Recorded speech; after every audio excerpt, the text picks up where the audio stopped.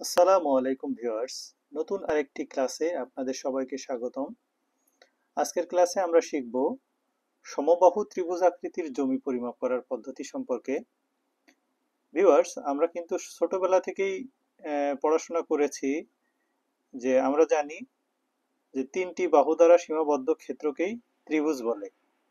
এখন এই ত্রিভুজ কিন্তু বাহুভেদে কয়েক প্রকার আছে, যেমন সমবাহু ত্রিভুজ, সমদ্বিবাহু ত্রিভুজ, বিষমবাহু ত্রিভুজ ইত্যাদি। তো আমরা আজকে শিখব সমবাহু ত্রিভুজ, অর্থাৎ কোন ত্রিভুজের তিনটা বাহুই যদি একই মাপের হয় এবং সমান হয়, তাহলে সেই ত্রিভুজ আকৃতির জমি আমরা কিভাবে তার ক্ষেত্রফল আমরা বের করব সেই বিষয়ে।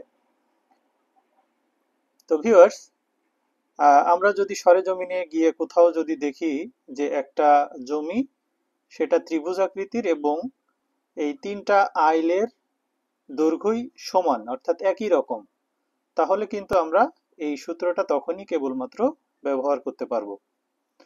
তাহলে সমবাহু ত্রিভুজের ক্ষেত্রফল নির্ণয়ের সূত্রটা হচ্ছে বাহু স্কয়ার গুণ √3/4। এই সূত্রটা কিন্তু আপনাদের মুখস্থ রাখতে হবে। তো এখানে বাহু বলতে বোঝানো হচ্ছে, আমি ধরে নিয়েছি এখানে এটি একটি ত্রিভুজ, সমবাহু ত্রিভুজ, যার অর্থাৎ সমবাহু ত্রিভুজ সাপোজ ধরে নিয়েছি এ বি সি, এবং যার তিনটা বাহু এ বি বিসি এবং এসি, এই তিনটা বাহুই অর্থাৎ তিনটা আইলই 120 ফিট করে দৈর্ঘ্য।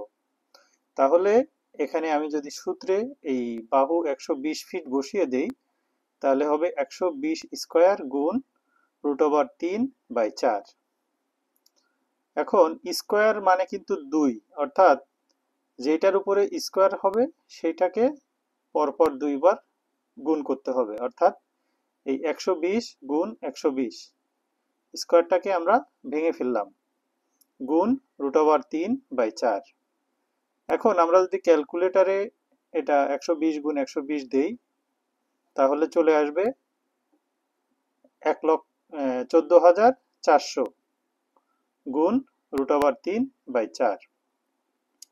এখন আমরা ক্যালকুলেটরে আবার এই 14,400কে √3 দিয়ে গুণ করব।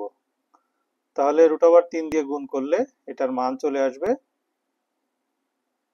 24,941.52। আর নিচে এই 4 ছিল, এটা হচ্ছে সেই নিচের 4।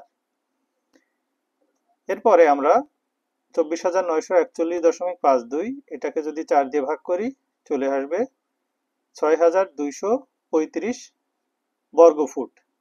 আপনাদের একটা বিষয় অবশ্যই মাথায় রাখতে হবে, যখন কোন ত্রিভুজের ক্ষেত্রফল, ত্রিভুজ হোক বা চতুর্ভুজ হোক, যাই হোক, সেটার ক্ষেত্রফল যখন আমরা বের করব, তখন সেটা বর্গ এককে আসবে। যদি এখানে ফুট থাকে তাহলে হবে বর্গ ফুট, যদি মিটার থাকে তাহলে হবে বর্গ মিটার ইত্যাদি।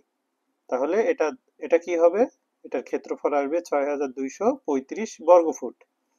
এখন আমাদের কিন্তু সমাধান হয়নি এখনো, কেননা আমরা কিন্তু বর্গফুটে কোথাও যদি পরিমাপ করতে যাই, তাহলে কিন্তু আপনাকে একই সাথে বর্গফুটেও পরিমাপ করে দিয়ে আসতে, মাপ বের করে দিয়ে আসতে হবে, আবার শতাংশে, কাঠা, সেগুলোকে রূপান্তর করে দিয়ে আসতে হবে।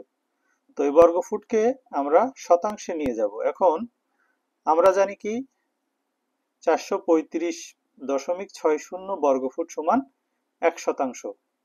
তাহলে এই 6,235কে আমরা যদি 435.60 এটা দিয়ে ভাগ করে দেই, তাহলে আমরা শতাংশ পেয়ে যাব। তাহলে শতাংশ আসবে 14.31 শতাংশ। আবার আমরা জানি 1.667 শতাংশ সমান 1 কাঠা। তাহলে শতাংশকে যদি 1.667 দ্বারা ভাগ করা হয়, তাহলে কাঠা পাওয়া যায়। তাহলে এখানে 14.31কে আমরা 1.667 দিয়ে ভাগ করলে পাচ্ছি 8.58 কাঠা। এখন আমরা কিন্তু শতাংশ থেকেও কাঠা বের করতে পারি, আবার এখানে যে বর্গফুট আছে বর্গফুট থেকেও কিন্তু সরাসরি কাঠা বের করার নিয়ম আছে।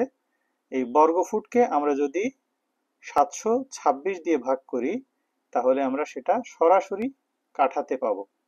অর্থাৎ 2635কে আমরা 726 দিয়ে ভাগ করলে এই 8.58 কাঠা পেয়ে যাচ্ছি।